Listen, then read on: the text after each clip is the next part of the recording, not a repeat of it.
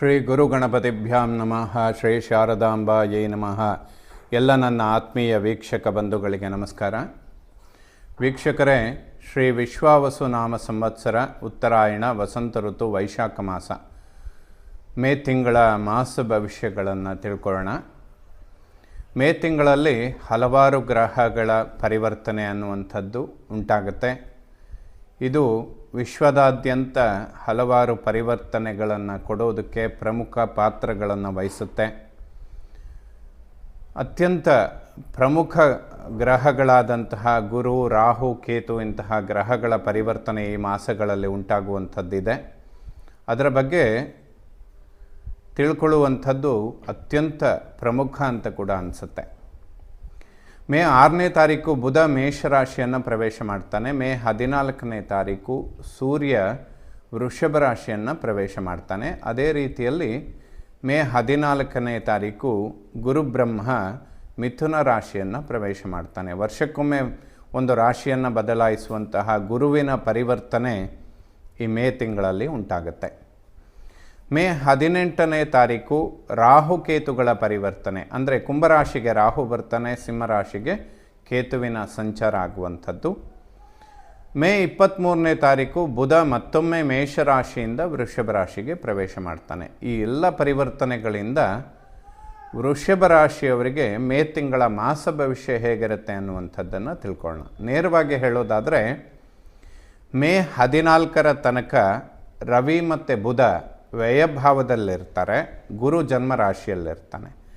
ಮೇ 14ನೇ ತಾರೀಕಿನ ನಂತರದ ಆ ಮೂರು ಗ್ರಹಗಳ ಪರಿವರ್ತನೆ, ಅಂದರೆ ಮೇ 23ಕ್ಕೆ ಬುಧ ವೃಷಭ ರಾಶಿಗೆ ಬಂದರೆ 14ಕ್ಕೆ ಸೂರ್ಯ ವೃಷಭ ರಾಶಿಗೆ ಬರ್ತಾನೆ. 14ನೇ ತಾರೀಕು ಗುರು ಕೂಡ ಮಿಥುನ ರಾಶಿಗೆ ಪ್ರವೇಶ ಮಾಡ್ತಾನೆ.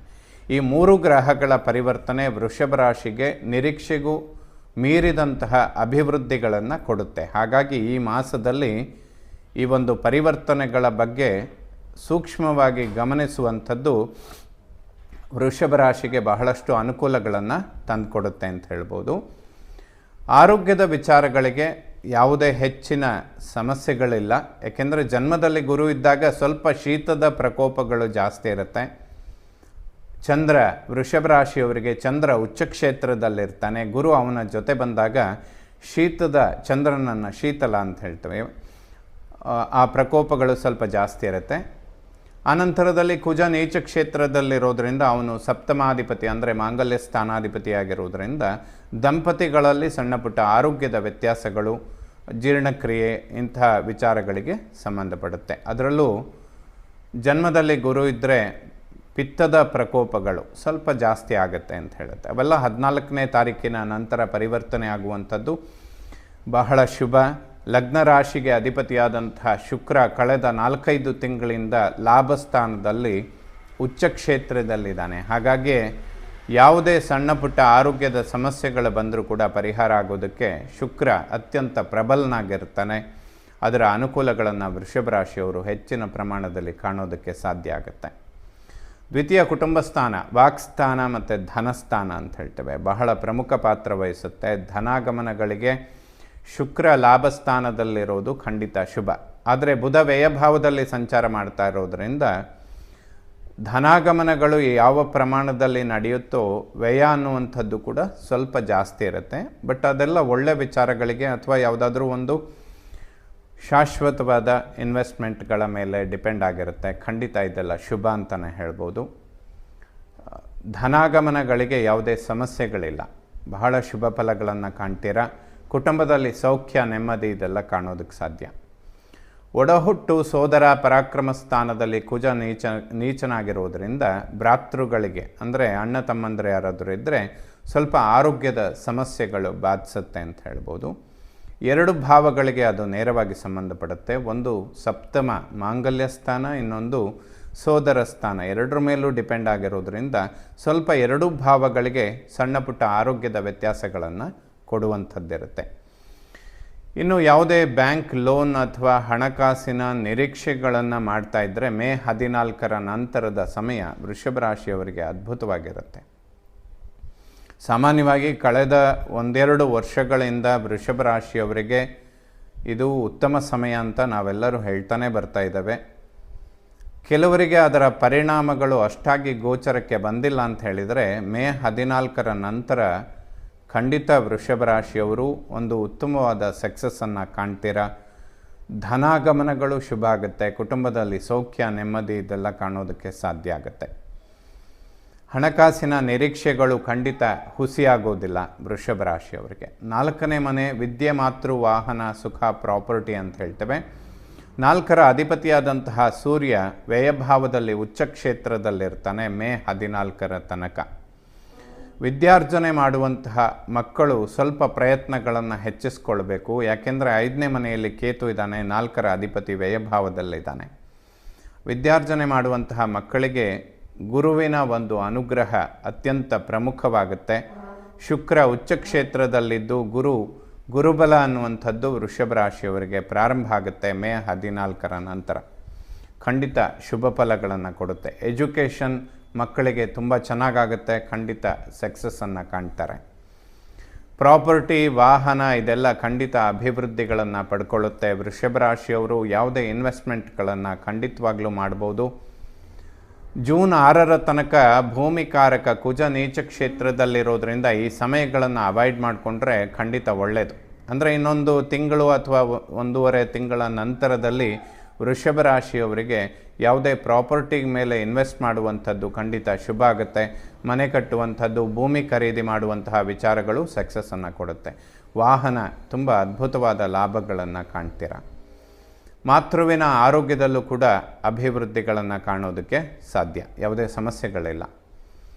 5ನೇ ಮನೆಯಲ್ಲಿರುವಂತಹ ಕೇತು ಮೇ 18 ನಂತರದಲ್ಲಿ 4ನೇ ಮನೆಗೆ ಬರ್ತಾನೆ. 1.5 ವರ್ಷಗಳ ಕಾಲ ಆ ಸ್ಥಾನದಲ್ಲಿರ್ತಾನೆ.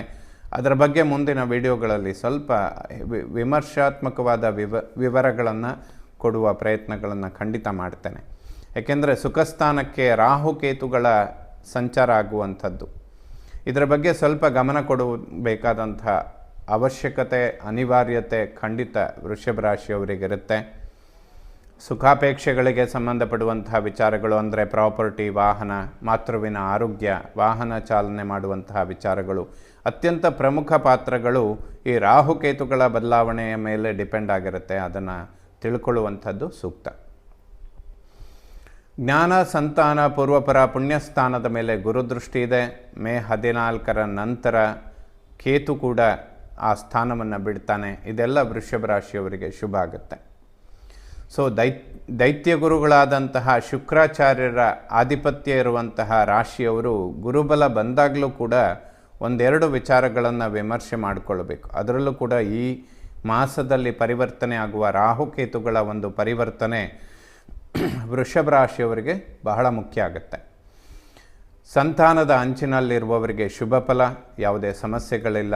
ಗುರುಬಲದಲ್ಲಿ ಸಂತಾನ ಖಂಡಿತ ಒಂದು ಗುರುವಿನ ಅನುಗ್ರಹ ಮಕ್ಕಳ ಮೇಲಿರುತ್ತೆ. ಸರಸ್ವತಿಯ ಅನುಗ್ರಹ ಹೆಚ್ಚಾಗಿರುತ್ತೆ ಅಂತ ಕೂಡ ಹೇಳ್ಬೋದು. 6ನೇ ಮನೆ ಶತ್ರು, ಋಣ, ರೋಗಸ್ಥಾನ. ಷಷ್ಠಾಧಿಪತಿ ಶುಕ್ರ ಲಾಭಸ್ಥಾನದಲ್ಲಿ ಉಚ್ಚ ಕ್ಷೇತ್ರದಲ್ಲಿದ್ದಾನೆ. ಯಾವುದೇ ಶತ್ರುಬಾಧೆಗಳಿರೋದಿಲ್ಲ. ಸ್ವಲ್ಪ ದುರ್ಗಾ ಪರಮೇಶ್ವರಿಯ ದರ್ಶನ ಮಾಡಿದರೆ ಖಂಡಿತ ಶುಭ ಆಗುತ್ತೆ. ವ್ಯವಹಾರ, ಉದ್ಯೋಗ, ಪಾರ್ಟ್ನರ್ಶಿಪ್, ಬಿಸ್ನೆಸ್ ಈ ಎಲ್ಲ ವಿಚಾರಗಳು ಕೂಡ ಲಾಭಗಳನ್ನು ತಂದುಕೊಡುತ್ತೆ. ಖಂಡಿತ ಅಭಿವೃದ್ಧಿಗಳನ್ನು ಕಾಣ್ತೀರಾ, ಯಾವುದೇ ಸಮಸ್ಯೆಗಳಿಲ್ಲ. 7ನೇ ಮನೆಯನ್ನು ಮಾಂಗಲ್ಯ ಸ್ಥಾನ.